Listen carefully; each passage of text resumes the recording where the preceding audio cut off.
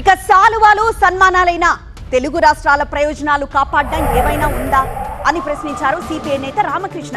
మరోవైపు సీఎం రేవంత్ రెడ్డి తెలంగాణ నీటి ప్రయోజనాల కోసం సిఆర్ పాటిల్ తో ఏం మాట్లాడారో ప్రజలకు చెప్పాలన్నారు BJP Telangana chief Ramachandra Rao. Diversion scheme కు కేటాయించిన 15.9 టీఎంసీల నీళ్లలో ఈనాడు కేవలం 5 నుంచి 6 టీఎంసీలే మా రైతాంగం వాడుకుంటున్నారు. దాదాపుగా 10 టీఎంసీల నీళ్లు మాకు రావడం లేదు. తెలంగాణ నీటి ప్రయోజనాల్ని కాపాడుకోవాల్సిన అవసరం ఉందన్నారు బీజేపీ తెలంగాణ చీఫ్ రామచంద్రరావు. గురువారం కేంద్ర మంత్రి పాటిల్తో సీఎం రేవంత్ ఏం మాట్లాడారో బయటపెట్టాలని డిమాండ్ చేశారాయన. ఈరోజు కేంద్ర ప్రభుత్వం ఒక మధ్యవర్తితోనే ఈ యొక్క సమస్యకు ఒక పరిష్కారం వస్తున్నది, రావాలని కూడా మేము అడుగుతున్నాం.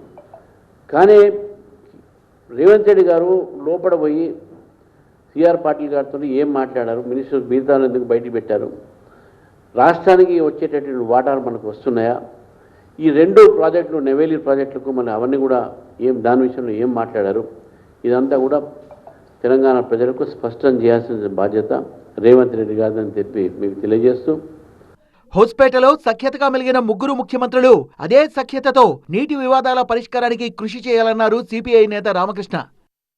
మరి మీరు కలిసేప్పుడు ఒకరికొరు మంచిగా పొగుడుకుంటా అన్నారు, ఒకరికొరు అప్రిషియేట్ చేస్తూ ఉన్నారు, బ్రహ్మాండంగా ఒకరికొరు శాల్వాలు కప్పుకుంటా అన్నారు, చాలా సంతోషము. కానీ అదే సందర్భంలో ప్రజలకు ఏదైనా కార్యక్రమం చేయాల్సి వచ్చినప్పుడు మాత్రమే మీరు ఇవాళ మళ్ళీ పాక్షికంగా వ్యవహరిస్తూ ఉన్నారు.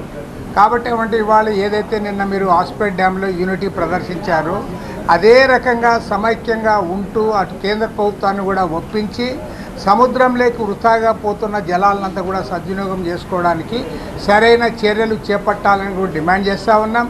ఇవాళ ఎన్డీఏలో కూడా కీలక భాగస్వామిగా ఉన్నటువంటి తెలుగుదేశం పార్టీ అధ్యక్షులు చంద్రబాబు నాయుడు గారు ఇవాళ మరింత చొరవ తీసుకొని ఇవాళ ఈ కార్యక్రమాన్ని జయప్రదం చేయడానికి ముందుకు రావాలని చెప్పి కోరుతా ఉన్నాం.